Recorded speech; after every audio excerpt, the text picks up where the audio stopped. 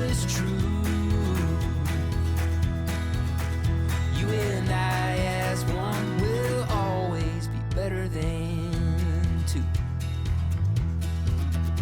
Welcome everybody to Sweet Home Catoosa. My name is Richard Tharp. I'm your host, and today on our first episode, we have Rhonda Swaney and Kelly Bomar from the Ringgold City Council. Welcome. Thank you for having us. Oh, hey, later on, maybe you'll end up being a trivia question, right? Who was the first guest you had on there on Sweet Home Catoosa?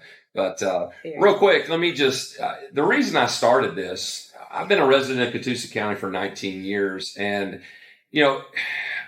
my children have gone to school here, graduated, gone on to do great things. The community's given a lot back to me. But what I found here in the recent months, especially here in the last 30 days or so, is there's a lot of things that go on in our community that I don't think everybody was aware of. Because I've learned a lot of things from the park and rec system to the college and career academy over there, things that I don't think people like me even knew were available in the community. So I thought, you know what a great forum to have folks come on, talk about the city of Ringgold, the county, other things, and just let folks know what we have to offer in the county, because the county gives so much to us, and I kind of wanted to give a little bit back. So that's just a little bit of backstory on why I started it. And here again, we're happy to have you folks here today so we could talk about the great city of Ringgold and things coming up and things that have been going on and kind of fill everybody in on what's going on in Ringgold. I love that. Yeah, I'm certainly glad to be here and be the first. We love to talk about our city. Yeah, hey, it's a great city. Yes, it is. We're truly blessed. I mean, we've got a great county. City of Ringgold's definitely, to me, just like Jewel that sits right there, Fort Oglethorpe as well. But I think the quaintness of Ringgold, because I'm closer to Ringgold where my house is here, it's just always had a special place for us as well. So let's talk about it. So what do we have coming up in Ringgold that folks may not be aware of coming up? And we'll kind of get into some other things. I think our first event coming up is probably Dolly Day. Mm-hmm. I think they call it Dolly Days, but it's really only one day. That's right. Yeah. And so the big draw for Dolly Days obviously is Dolly Parton got married in Ringgold. Mm-hmm. But we celebrate, basically, that's the weekend of Mother's Day. So we celebrate women that weekend, which is really, really cool. There's a 5K and a 10K this year. Yeah. And then all of our shops are opening up. We have, we actually get to judge a lookalike contest, and you can enter it. We had pets in it, men in it, women in it, all kinds of people last year. It was fun last year. It was. Yeah, and I think the date too, if I'm not mistaken, I might be wrong on this. I think it's around the time of their anniversary. It's May 11th, it says. Saturday, May 11th, 8 a.m. to 8 p.m. And they start out 6:30 with packet pickup. So they have a 10K run at 8 a.m. And then they say at 8:10 they have the 5K. And at 8:30 they have a 1 mile fun walk start. And then, of course, on the main stage, starting at 8 a.m. all the way through 4 p.m., they have different events and different things that you were talking about. So, yeah, that's definitely something we plan to attend. We didn't make it last year, but we heard a lot of great things about it. Last year, correct me if I'm wrong, Kelly's the numbers guy. So I can throw out the idea, and he usually has all the facts and data in his brain. I just make them up. Okay, good. I might need to do that too. I want to say that we were just told a couple of weeks ago that there were 10 or 11,000 people there that weekend. And that was really, they say it wasn't the first one, but really and truly it was kind of the first big one. Right. So that's a huge event. The only other event that's bigger than Dolly Day is 1890s Day, which is 2 weeks later. Yeah, Memorial Weekend, yes. So, and that's a huge weekend. Mm-hmm. And I think, I don't remember the exact number, but I know when we were judging the lookalike, we found out, mainly because of the race last year, I want to say it was close to 20 states were represented. I mean, it was a lot. Right. People that either just going to races, or there were several people that we just go to everything Dolly. Mm-hmm. And so I was surprised. I want to say it was like 17 or 20 states that were represented for the race. And a lot of them stuck around and ate, in our restaurants and did some shopping and stayed for the event. So.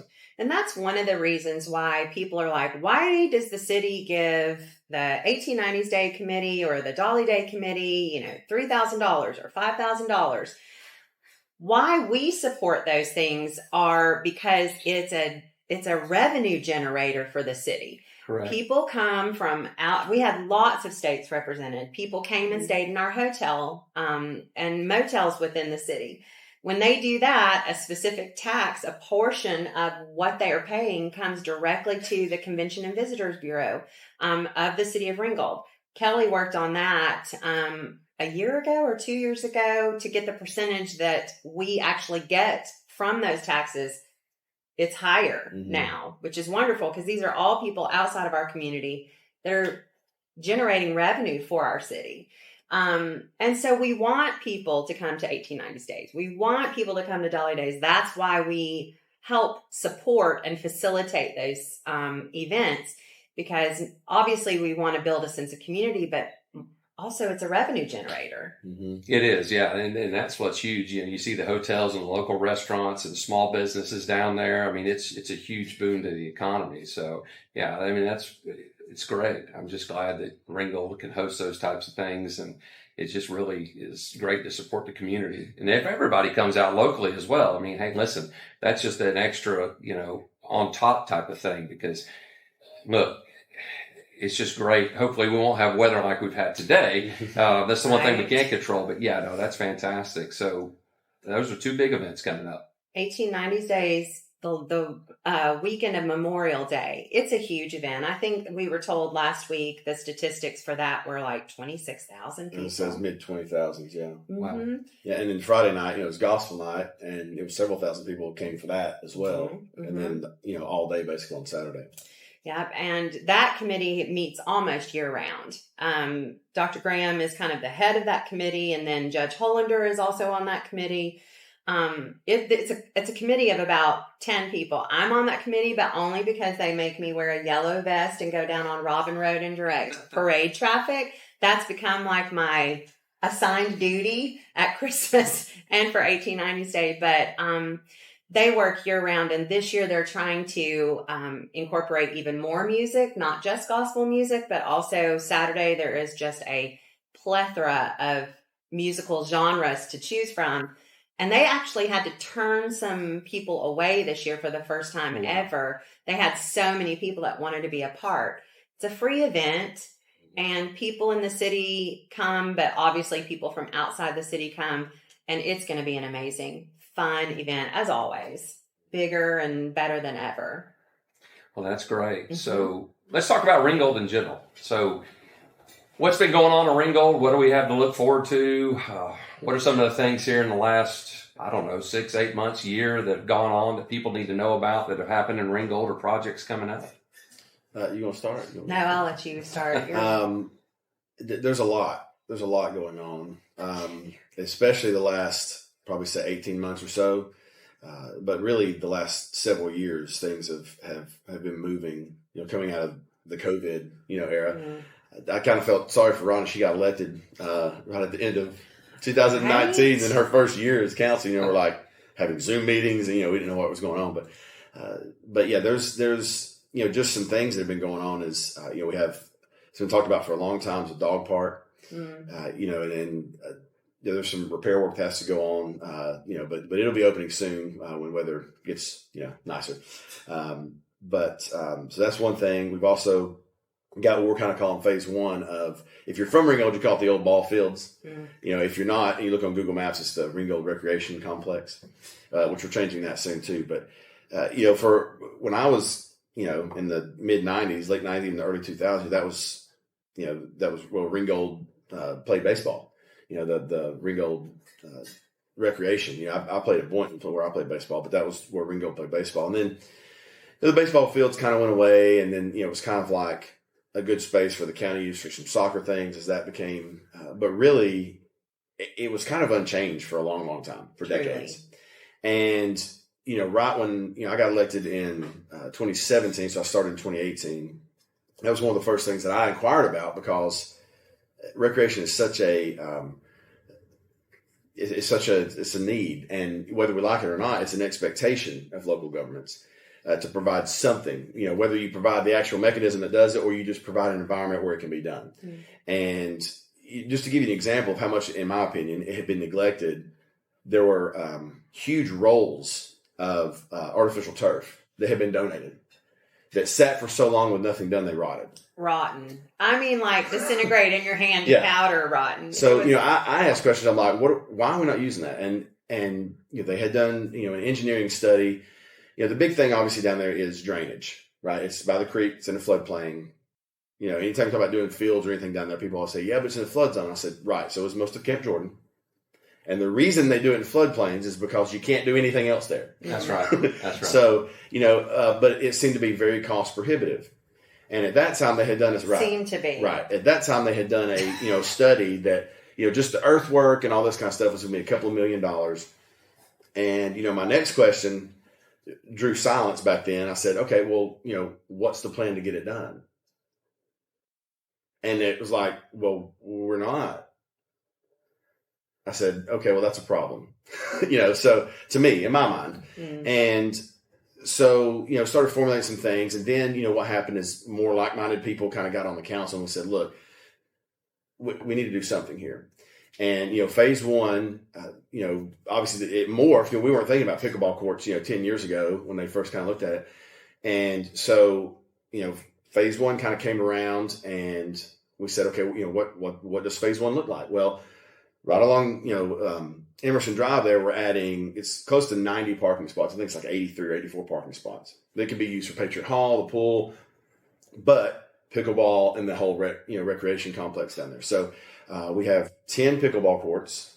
And, a great idea that Councilman Earl Henderson brought up was, that there used to be a basketball court by the County Board of Education. The tornado kind of took and it kind of died, to some degree. So we put a basketball court there. So that's, that is a place for people that want to do that and the community can come do that. So, and that project was a little over $1 million, just to get all of that done. And but it spent years just cesspooling doing in nothing. Nowhere land. Even, I think the week after I got elected, 2 council members at that time said, let's go to lunch. I was like, okay, they're going to be welcoming me. And we sat down and they were like, so what are some of the things that you would like to see happen? And the first thing out of my mouth was, we got to do something with those soccer fields. They look horrible. It's a great space. Let's do something down there. I heard the exact same spiel that you're talking about. They shut it down immediately. And I was sitting there thinking, okay, let's see. Kelly has been on board for 2 years at that point. I think you had been there, elected for 2 years. I'm here. Let's make something happen. When the ball started rolling, which is why it's so important that you have, fresh new ideas come on to an elected body. Absolutely. You can have the same mindset, which generally I think we do-ish.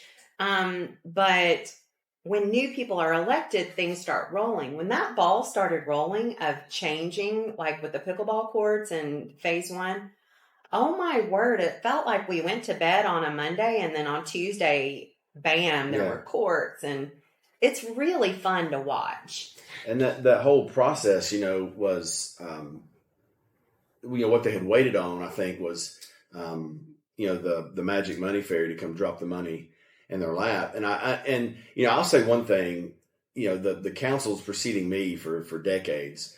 I might have not been in the same mindset as far as doing things for the community, like projects and things for the community as they might have been, but they were very fiscally responsible. Yes. Ringgold, very true. I would probably put Ringgold's books up against any city in the state of Georgia. Certainly the larger areas, because they apparently can't figure it out. But some of the large cities. But when we started looking at what we have on reserve versus what our yearly budget is and those type of things, I'm like looking at $1 million plus price tag for phase one. And those old kind of excuses started creeping up of, well, should we wait on this? Whatever. And I was like, and she was the same way, like, no, we've been waiting. I mean, when I went to college in 1998, those ball fields look the same way that they do now. I mean, what are we waiting for? I get it. You got to have something to fall back on but I mean, like, we literally all just survived COVID. This was right after COVID. Can you think of anything more catastrophic to an economy than what happened during COVID? I mean, but for the city, we did fine. But that was a very contentious conversation at the very end of a retreat. Yes. the last hour, we had all been forced to be with each other for an entire weekend, meeting and planning, and finally we literally wore two other people. We wore them down, and finally they were like, "Spend it." We're like, "Yes, here we go." There's some, boards that you see that they very much seem to have strong arm tactics at times. You see them somewhat locally, but you certainly see them, on a larger stage. And it's like, they take the whole, minority whip or whatever you're whipping, but they take it literally. But we really, especially now, we never play that card. But I remember that we were sitting at the end of the retreat. We were all tired, and I'm not really one known to not, put my 2 cents in. Shocking. I try not to talk just for the sake of talking, but I'll never forget they were talking about it, and I was on my phone because I didn't want to look up, and I don't even know what I was probably pretending like I was doing something on my phone because I was listening, and finally somebody said, "Kelly, what are your thoughts?" And I said, I'm done talking about it. We've been talking about it for 2 years. We've been talking about it really for 10 years. I was like, I know that there's 2 other people that feel the same way that I do. That's 3 votes. I really don't care what the other 2 of you think. Literally. That's great. And I hate. I've never done that before, and I hope I never. Well, maybe there was one other time back in the day. One other time. Maybe. But I hate playing that card. But I'm like, this is good for the city of Ringgold. Yeah. And what I think there's some vindication because they were worried about depleting the rainy day fund, and to me, I'm like, okay, you set your mark. You say we want 6 months, 9 months, a year of our budget in our savings accounts, what I like to call it. We had that plus. So truly, I'm like, we could either spend it to give something back to the citizens of Ringgold, and this is what scared them. I said, we can go to the citizens and say, hey, we've got extra cushion, whatever. We need, 5 years of property tax abatement. Well, then you start seeing looks like, right? That's scary. That's scary. I said, right. So this is citizens' money, or it's, citizens or people coming in through, sales tax, whatever. Like, let's spend it. And I think there was some vindication because they were worried about it depleting. We get to the retreat this year, get to the end of this year, and wouldn't you guess, same place it was last year. After spending the money, yes. you still have your and I'll tell you, a lot of credit for that is through our city staff and Mark Vaughn, because truly now our overall budget the last year, 2 years, if you just look at the straight numbers, is higher because of all these projects that we're doing. I mean, when you look at the influx of all in all over $2 million of grant money, that's going to blow up your budget, but it's grant money. But what we do as a city, our budget this year is 6% less than it was last year. So, for 2024 versus 2023. So we're doing all these things with less. And I credit, Mark and what he does with the Oh my word. The grant money that man can capture. Mm-hmm. And, I know we've, as a city, have caught flack from state level legislators who are like, grant money is evil. It's not free money. Okay. Do you want it? Because if you don't want it, then other people are going to get it. Let's go after it. I'm not here to argue the theory behind grant money and it not being free money. I get it. But it's just sitting there. And if we don't go after it, someone else is going to go after it. So let's do. Mm-hmm, and the big project, when I came on the board, was the Renaissance Strategic Vision Plan, the RSVP. Mm. Everybody calls it the RSVP plan, but you're saying plan twice, but whatever. That's what we all call it. But, the big stage of that was what we just completed at Ringgold, was some of the backside of City Hall, the back alley of Claiborne Street, and all that beautification stuff that we did was, it's like $1.4 million, I think, grant. And that was like a 10% match, which basically means for every dollar spent, the city of Ringgold has 10 cents invested. And I'm like, anytime you get that kind of return on your money for a project that had, I think there was close to 2,000 citizens and stakeholders that contributed to that plan back in 2016 and 17. You have that kind of support for that plan. It was earmarked, and we can get it for 10 cents on the dollar. You have to do it. Right? I think you're stupid not to. Sure. So, and the reason I started the podcast too is, so we're obviously in the political cycle right now, but there was a candidate that came out and said, Parks and Rec for Catoosa County spends $2 million. That's in their budget. And they're only getting back $500,000. And so we've got $1.5 million shortfall. And we think we could take that money and do something better with it. And I thought, you can't take from the Parks and Rec. I mean, listen, there's cities across this country that are wanting to start programs like we have here, or like you have in Ringgold.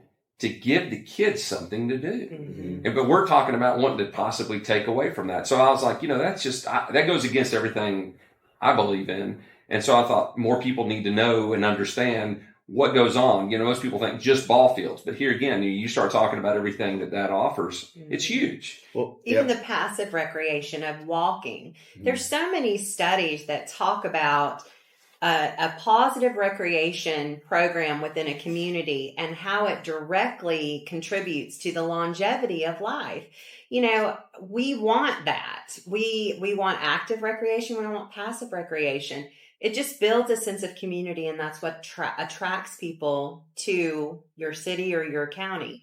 And there's always room for improvement in everything government does. There's always room for a recreation department and improvement.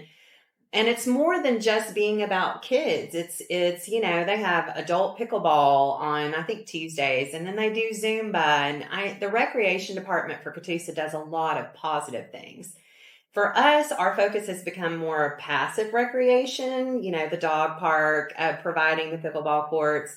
But sometimes the payout at the end of it is not going to be something that's measurable by a penny, a nickel, and a dollar. No, and that was the other thing is how many people come in because of the things that we offer in the rec department, whether it's a ball field or other things, and now they're putting money into our economy. You can't put a dollar on that. And so, just if you look at it from just a piece of paper perspective, sure, you could tear that apart. But what's it do for the community? And that's what makes our community so great, because we don't just look at a number. As a community, we look at the whole picture and what it's doing to benefit our community. And I think if you asked 10 Catoosa County citizens, you would find 8 who's probably, that's just a number I pulled out of my head, that support recreation. Very few people are going to say, oh, no, we definitely don't want walking trails in our community. Oh, we definitely don't want the opportunity to learn how to play pickleball. And to me, pickleball is important because it targets a different genre of people, taxpayers. Although I know personally that there are Ringgold High School students who play pickleball every day. It's just, but that particular sport, it reaches a lot of different age groups, all the way up to retired folks. I get messages weekly about the structure of how we're going to run the pickleball courts. I'm like, listen, this is passive recreation.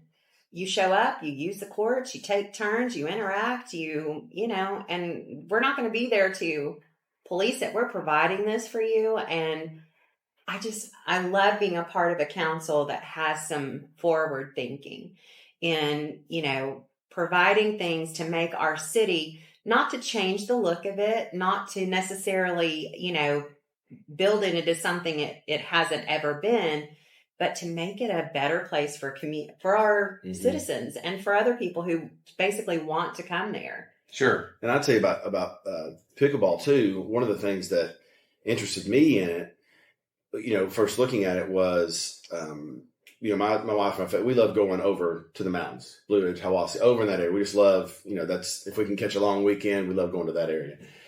And Hiwassee, they have, I think it's 14 courts. And I was just curious. Actually, when we went to that leadership thing, when we went and ate at a place and saw their courts. And, since I made friends with their mayor, she serves on the Georgia Municipal Association board with me. And I remember when we started looking at I sent her a text message because they have 2 big tournaments a year. They have smaller, but 2 big tournaments. They have I asked her, I said, who does it? She goes, city doesn't do it. She goes, we have a group, that they just provide the environment.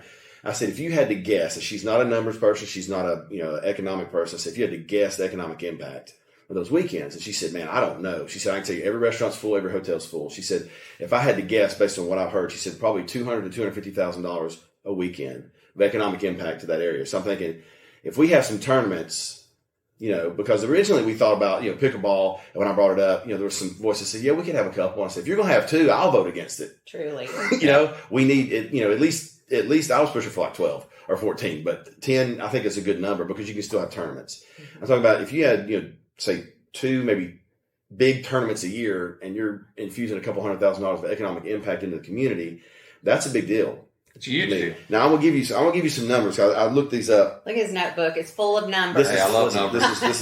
This. I wrote this. I did not do this for this particular podcast. I brought this book, but this is recreation numbers when we're talking about doing all this stuff. In case anybody ever asks, because you talk about numbers, and I would have to go back and look to see where I got them. But I think a lot of it comes from the state of Georgia.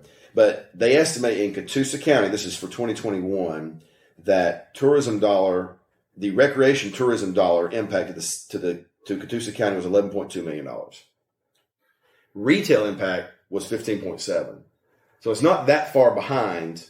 Right. And you look at recreation, some of that impact is like when Camp Jordan, let's say, has their big tournaments, our hotels are full because they don't have enough in East Ridge.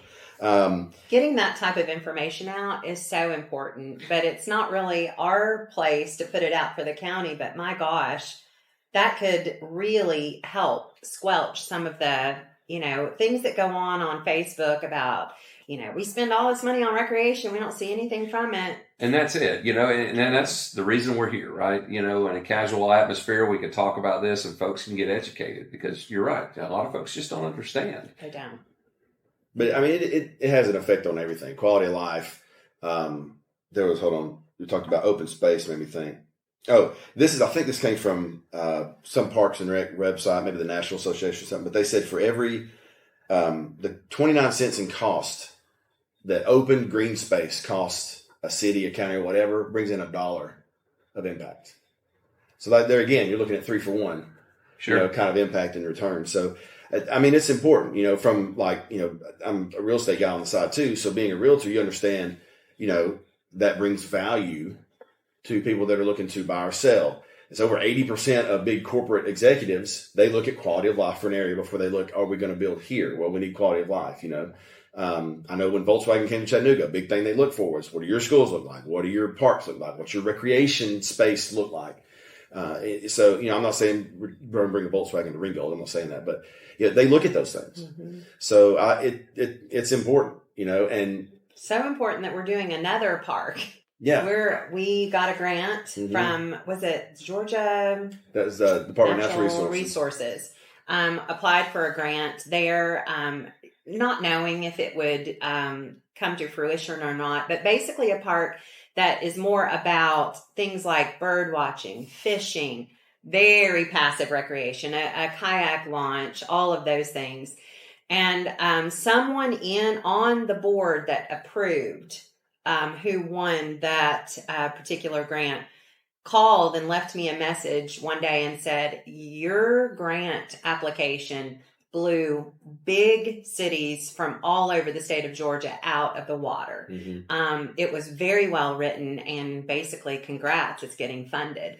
Wow. So it's going to be called Slabtown Park, after an area in the city that historically was basically, Jake Haynes describes it as houses built out of slab if I'm not, wood. And I'm not, maybe, if I'm not mistaken, used to like lumber yards, basically the farthest outside of the tree, when they're slicing it for lumber, they didn't really use. They just called them slabs. Well, that was a very poor part of Ringgold, and so they could go get those slabs for, I guess, free or super cheap, and that's what they put as siding on their houses. So it's called Slabtown.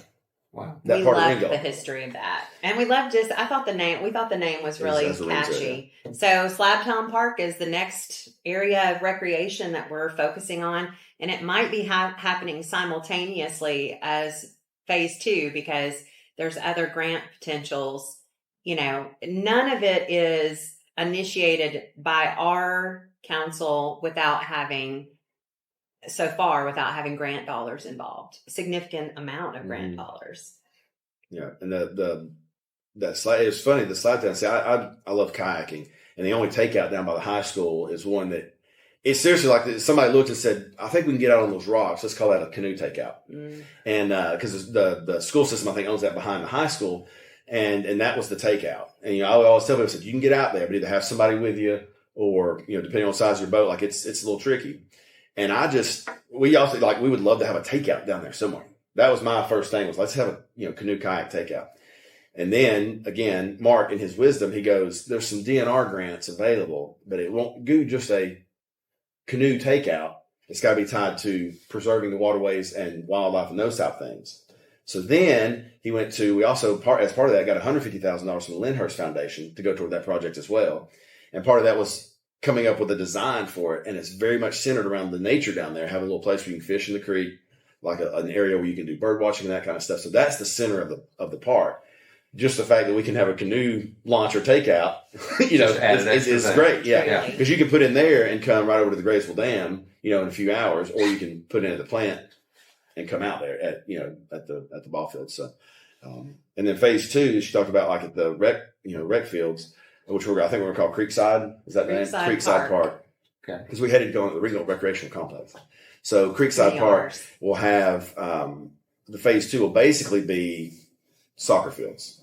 And there's a plan in place of, how that will look and those type of things, but making it where there's legitimate soccer fields and not, here's some flat land, let's mark it off and make it, make it work for soccer fields. So, and also a water garden feature. Oh yeah, lots of rain garden, water garden. Because it's important, to not take up all the green space with fields and, so there's going to be a water garden feature down there because you have to be obviously so careful what you put down there on the creek bank, but there's so many things. If people will just be patient as the whole construction phase is going on.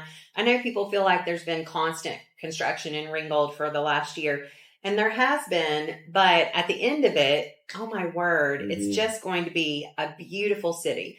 Not, something that it never was intended to be, because we're very protective of the history and the historical aspect of our town. We're not interested in changing what the downtown area looks like. We love it. But some of the areas that we could be using that we haven't been using, we're moving forward with figuring that out and figuring out the funding and getting it done. That's great. And I want to say, largely thanks to you, new bathrooms down there.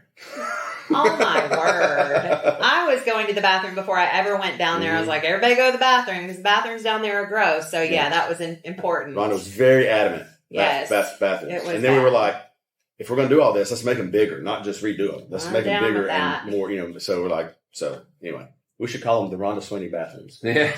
I don't know about that. No, that's great. See, and so, listen, you can drive through there now and already see all the beautification projects and things going on. So, you can already see the progress happening, and that's great. It's it takes a council, takes a team.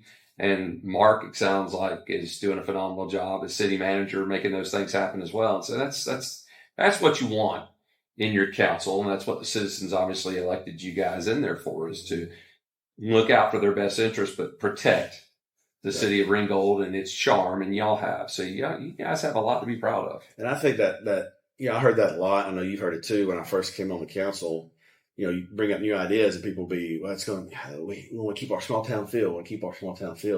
And the thing that I found out pretty quick about that is if I ask 10 people what small town feel is, I'm going to get 10 answers. Truly. But what the overarching thing is, I was talking to people and, different people might have different experience. But when I was talking to people, the overarching thing that I got was it's a strong sense of community. So I'm like, as long as we're not messing with that and completely remaking the way things look, I feel like our sense of community in many ways is stronger now than it was, 4, 6, 8 years ago. Just because what better way to build community than to have spaces and events where people can come and do life together, and meet the neighbor. Oh my gosh, you live 2 doors down. I never said hey to you. And you're, at some concert or something together, that happened to be in Ringgold. So, I think it does nothing but strengthen it. I think having a council that is willing to really connect with their individual communities is huge. Like Kelly has connections within the community that I don't have. I have connections, people that we represent. This council in particular is very, they keep their finger on the pulse of what the people who voted us in want. And that's important, not for both cities within Catoosa County, but for the county too, to not get elected and then just basically sit status quo, where you're just basically voting and not, and that's it. But really connecting with people, getting with people and, it takes a lot of time and energy. But when you feel that draw, which I'm sure you have felt, when you feel that pull, it is bigger than what it's bigger than you. It becomes a mission. It becomes almost like a ministry where your goal is to make people's lives better when you step away from, I just gave myself cold chills. You want to leave people's lives better than when they were when you were originally elected. Well, in being elected, obviously, every time everybody goes to the poll, and I know it's just, I speak for myself here, we hope we're electing a public servant, right? To me, there's two types, right? You have a politician and a public servant, and that's usually the two types of people that run for office. And to me, a public servant talks to the people, right? And a politician talks at the people. You've got somebody who's a public servant, and they are looking out for the best of the community, whereas somebody who's maybe a politician is doing it for selfish reasons, right? So, to me, it just makes sense that we all, when we vote at the voter box, want to put a public servant in with a public servant heart, because they know they'll spend every day, how can I make my community better? Right. And you guys are testament to that. You both should be very proud, very proud. The city of Ringgold, the residents down there have put 2 public servants, in my opinion, in office. And this is why it shows. Your passion comes out when you talk about the projects and the things that y'all have done. So, hats off to both of you for that. Thank you. I enjoy it. I don't, it has enriched my life. I've also learned a lot. I've learned a lot from the people that I work with, but I've learned a lot from people in general, and going through COVID and learning how every decision we make impacts people's pocketbooks at home. It's a huge responsibility, but, it's important. It's important. I think there's 2 things in my mind that our council, and not just the current iteration of our council, but even, a couple of previous councils, but especially the ones that we have now. I think there's 2 things that we do really well is, number one is we're open and transparent. And to the point of, I know when I first got elected, I don't know how you are too transparent when you're an elected official. And it's not so much about being transparent. In other words, it's not that we're just not hiding things. And I credit Mayor Millwood. He was kind of the first one to kind of break through and do this, is if there was an issue coming up that we knew, and we still do this, that we know might, have, a lot of things that we do are probably 80-20% support, but if there are things that we come up that know, okay, there's going to be a lot of, we need to get some more counsel from the citizens. Like,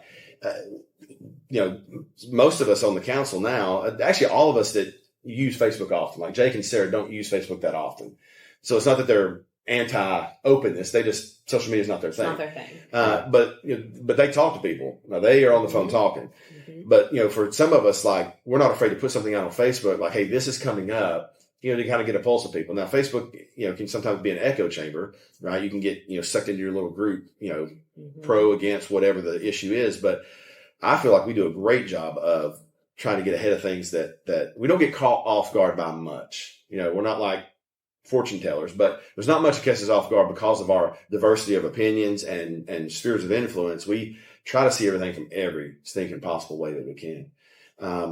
And I had another great point, and I forgot what it was, but we're open and transparent. I don't remember what the second thing I was going to say that we did well. It's something that you said reminded me of. Very connected to people. I feel like you have to be. Mm-hmm. Sure. You have to be. That's how you continue to represent people well, is having conversations. And I will say this too. I have met with people who have been very unhappy about a decision that I have made. And, I've invited them to my house and say, hey, come on, let's talk about this. Let's sort this out. Let me hear your perspective. Those are hard conversations. And a lot of times I can think of 2 times in particular, which I won't talk about here, but maybe in another time, but that I have regretted a decision that I've made because I didn't think of a possible impact on a group in our community. That's how you learn and grow. And exactly. Anybody who's a public servant, which I'm hoping that we continue to see a growth in people who really want to serve, it's necessary. It's unfortunately, the positive conversations and the negative conversations are necessary. And I think that our council, it sets us apart. When people come in to express concerns, I realize that sometimes you have to listen to people make accusations or say things that may or may not be true. But a lot of times it's a thing of people want to be heard. Let them feel heard, and then, take into account what they have said and then move on. It's something that has made our city council really better than it's ever been, in my opinion. Yeah, that was just funny as you start talking about that. Is my second point. What I was going to say was we let people be heard. Yes. And there's some people might be afraid to do that, and I know she says that all the time. She says, "We hear you." And what I've found, I'm just starting my 7th year now on the council, is in general, if somebody doesn't like an idea that's being proposed, if you tell them up front, even before the discussion starts, hey, this meeting we're going to talk about X.